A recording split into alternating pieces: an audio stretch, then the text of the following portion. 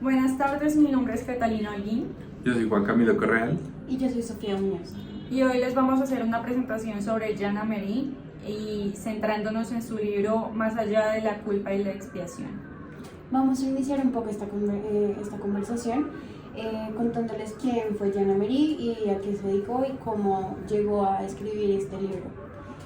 Jana Marie nace en Viena en 1912 con su nombre real, que es Hans Meyer. Él se desempeña como filósofo, literato y como un ensayista.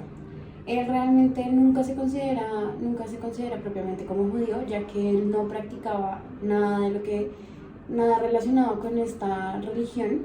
Simplemente fue tiempo después cuando él es catalogado como judío. Sí, pero más bien él se consideraba agnóstico, pero pues de igual manera fue capturado por los nazis en 1943 y pues algo curioso es que pasó por 3 campos de concentración diferentes, pasó por Auschwitz, por Bergen-Belsen y por Buchenwald. Cabe resaltar que a pesar de que no se consideraba judío, sí tenía ascendencia y esa fue una de las razones por las que lo mantuvieron privado de su libertad. Él fue liberado en 1945, sin embargo él no habló mucho de su experiencia después de ser liberado. De hecho, tomó 20 años para que rompiera su silencio y publicara este libro donde cuenta en detalle más sobre su experiencia y sus pensamientos durante este tiempo. Él finalmente terminó escribiendo otro libro diferente que se llama Levantar la mano sobre uno mismo, discurso sobre la muerte voluntaria, en donde discute abiertamente sobre el derecho del ser humano a decidir sobre su propia muerte como una expresión de su libertad. Y después de esto, exactamente 2 años después, Marie se suicida a los 65 años de edad al tomar una sobredosis de píldoras para dormir.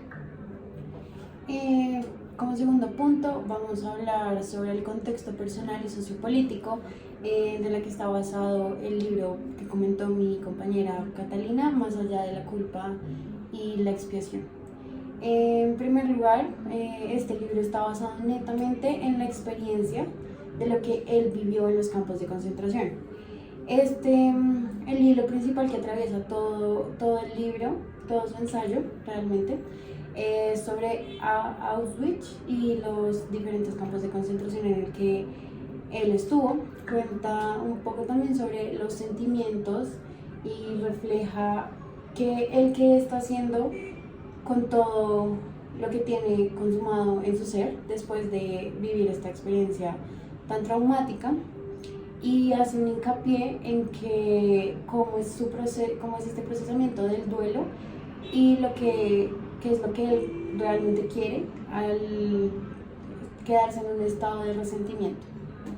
Bueno, en ese entonces el contexto sociopolítico que se vivía era la Segunda Guerra Mundial, en donde los alemanes pues capturaban y perseguían a cualquier individuo que fuera considerado como judío, y pues todo esto es lo que se consideraba como el Holocausto. Él pudo vivir desde el momento en el que empezaron como los primeros crímenes de odio hasta ya el momento en el que literalmente se llevaban millones de personas a campos de concentración. De hecho, en el momento en el que se publicaron las leyes de Nuremberg, él se dio cuenta de que estaban problemas por su ascendencia y se movió por diferentes países de Europa con el fin de poder evadir que lo capturara la policía nazi. En el tercer punto de esta discusión vamos a presentarles cómo está organizado y de qué trata el libro de Más allá de la culpa y la expiación. Este libro está organizado en 5 capítulos. El primero es En las fronteras del espíritu, donde el autor empieza primero por definir qué es un hombre de espíritu. Según él, un hombre de espíritu es una persona que posee un carácter humanístico y filosófico, así como una conciencia cultivada y que se oriente al razonamiento abstracto. Y también a partir de ahí empieza a comentar sobre varias dificultades que el hombre de espíritu experimenta en Auschwitz, como por ejemplo el hecho de que no hay muchos hombres de espíritu con quienes compartir ese punto de vista tan particular. Segundo, el hombre de espíritu no tiene muchas facultades físicas para compartir en ese momento, por lo tanto se trata como un hombre más. Y además, el contexto del campamento suprime todos sus pensamientos y habilidades. Bueno, el siguiente apartado se llama ¿Cuánta patria necesita el ser humano? Y pues trata de cómo desde su experiencia, pues como todo lo que vio allá, el exilio trae consecuencias sobre la concepción que se tiene sobre la patria. El tercer apartado es la tortura. Él nos cuenta un poco sobre cuando fue capturado por la policía. Él pertenecía a un grupo que distribuía propaganda antinazi y esta fue la razón por la que lo descubrieron. Él, con el fin de que revelara información sobre sus compañeros, padeció de torturas bastante horribles durante varias semanas. Para el cuarto apartado de este libro, que se llama Resentimiento, él nos cuenta cómo después de un pasar de los años de lo vivido en los campos de concentración, él ya se encuentra viajando por diferentes países y entra como en un conflicto, ya que en los países a los que él viaja todo está apropiado para tener un buen desarrollo como individuo, pero él tiene como un sentimiento ahí encontrado porque él siente que no merece, de cierta forma no merece vivir esto, ya que pues él no logra llegar a un perdón y a una reconciliación con lo vivido. Entonces siente que él no merece estas condiciones.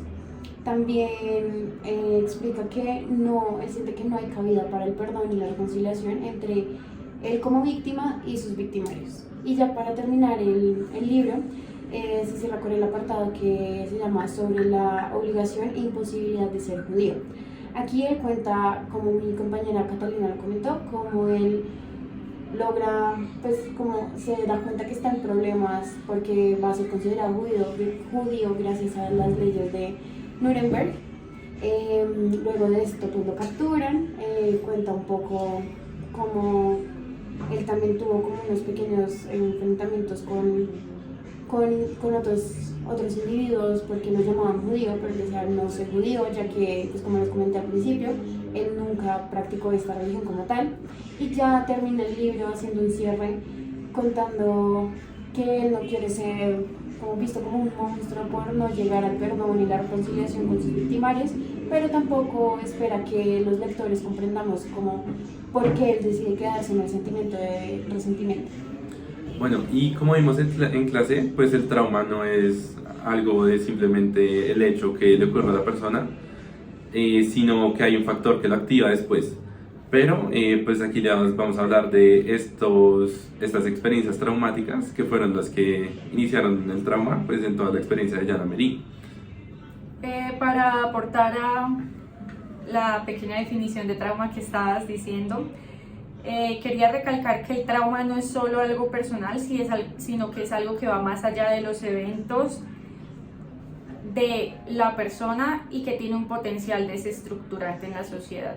Entonces, algo que quería recalcar de una de las experiencias que él vivió, que es la tortura, es que cuando él estaba a punto de ser torturado, él le dio las caras a los policías que iban a pegarle y dijo como, pues esas son caras de personas, o sea, no es como que yo los vea y diga, ah, esas son caras de torturadores, esas son caras de alguien malo, son caras de personas.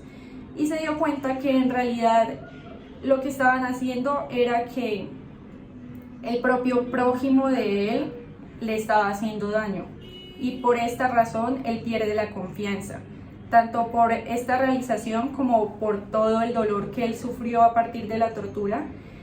Pierde la confianza, empieza a sentir desesperanza y siente que el mundo ya no es su hogar, o sea, ya no puede confiar en la sociedad que le está haciendo eso. Y no solo a él, sino a muchísimas personas. También para agregar un poco, uno de los eventos más traumáticos que él vivió fue el momento del exilio, ya que vivir en el exilio significaba que él como individuo le puso un alto, o sea, como el exilio y ser capturado puso un alto en su desarrollo como literato, como gran pensador, y después de esto él nunca pudo recomponerse y volver a buscar como una inspiración. Entonces esto fue un gran sufrimiento para él.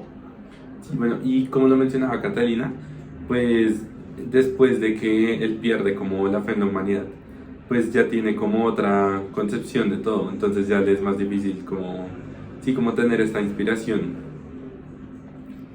Adicionalmente también quería hablar sobre la experiencia que él tuvo con la muerte. Esta fue, o sea, se inició el primer acercamiento a la muerte al recibir este tipo de tortura, como que él se dio cuenta de que era una posibilidad. Sin embargo, ya al ingresar al campo de concentración tuvo que convivir con la muerte día a día, no solo por el hecho de ver cadáveres todos los días, sino también por el potencial riesgo de simplemente ser asesinado por orden de un policía o estar en la lista para ir a las cámaras de gas. Y esto hizo que no solo él, sino que todas las personas a su alrededor, en general las personas que experimentaron esto, tuvieran una percepción distinta de la muerte, que es algo que él dice también que no se cambia tan fácilmente después de estos hechos. El hecho de que simplemente la muerte ya es algo, la muerte próxima ya es básicamente un hecho, y ellos simplemente se preocupaban por lo menos no morir con un dolor muy intenso. Bueno, también, como vimos en clase, pues el trauma no es algo que se pueda superar o es muy difícil de superar. Sin embargo, pues Jana Mary tuvo ciertas formas en las que intentó manejar su experiencia. Entonces, digamos, una de estas fue con el simple hecho de escribir este libro. Para él, el contar su experiencia no era simplemente como, vamos a compartir esto, que lo sientan y listo ya. Él quería que las personas tuvieran un verdadero acercamiento a lo que significó para él tener estas experiencias y cómo lo cambió y lo marcó, incluso 20 años después, que fue cuando este libro se publicó. Él no quería solo que lo escucharan, sino que también la sociedad asumiera responsabilidad y se diera cuenta de que eso pasó por culpa de demasiadas cosas, demasiados factores, y en realidad, o sea, se permitió. Bueno, y otra cosa que agregar es que, pues a pesar de que él como expresa todo lo que vivió en los campos de concentración, pues esta es una experiencia muy fuerte, demasiado traumática. Entonces él, como muchas otras personas que estuvieron ahí, consideran esto como hechos irrepresentables. O sea, a pesar de que se muestre todo el sufrimiento que se dice que tuvieron estas personas allí, pues él dice que simplemente es indescriptible. O sea, jamás van a poder sentir otras personas lo que ellos sintieron estando ahí y pues viviéndolo. Y también para agregar, consideramos que de pronto la forma que él gestionó estas experiencias y el momento como tal que estuvo en cautiverio fue cuando él trató de acercarse a otro filósofo, un gran pensador, como con las ganas de pronto retomar, como pensó que podía ser como entendido por él, de pronto retomar esos pensamientos, volver a hacer como un ejercicio como humanístico, como ensayístico entre los dos, pero luego él se dio cuenta que este otro ya había abandonado todas estas cualidades de gran pensador y empezó a darse cuenta que él también, pues por todo lo que vivió en ese momento, pues también iba a terminar dejando de un lado todas estas cualidades por las cuales él se consideraba pues un ensayista y un literato. Y también quiero agregar algo con respecto a su muerte, es decir, al momento en el que cometió el suicidio, y es que este puede ser considerado una forma en la que él gestionó este trauma, ya que, como él lo menciona en su propio libro con respecto al suicidio, esta es una forma de libertad y el hombre tiene derecho a tomar la libertad de acabar con su vida o no. Y es posiblemente una de las formas en las que él asumió su libertad, que en cierto momento de su vida fue arrebatada de él. Bueno, para... espera. Y por último les queríamos hablar sobre por qué Jean Amery reivindica el resentimiento.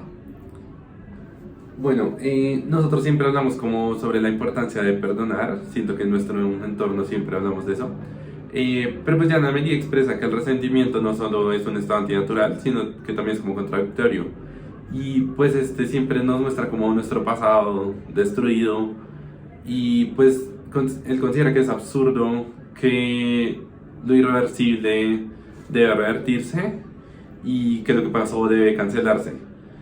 Sin embargo, pues esto bloquea lo auténticamente humano, pues como en un futuro.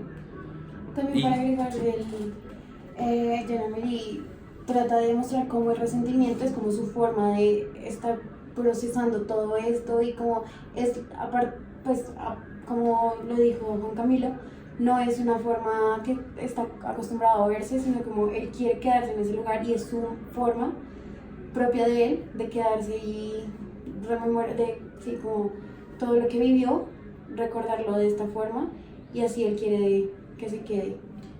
Sí, y pues bueno, él también menciona que el perdón y el olvido, si se hacen simplemente por presión social, pues son inmorales, entonces pues no tienen como ningún sentido. Y pues también considera que en ese contexto las personas consideran que el perdón pues es como solo una manera de tratar de borrar este sufrimiento de las víctimas del nazismo, pero también es como algo que ayuda a borrar la culpabilidad de estos alemanes cómplices de la barbarie. También para retomar un poco lo que había mencionado antes, la idea no es, o sea, la idea en sí de Jean Amery no era compartir esto simplemente para que estuviera en el olvido, sino para que la gente lo recordara de ahí en adelante. Y listo. Muchas gracias por escucharnos. Muchas Muchas gracias. gracias.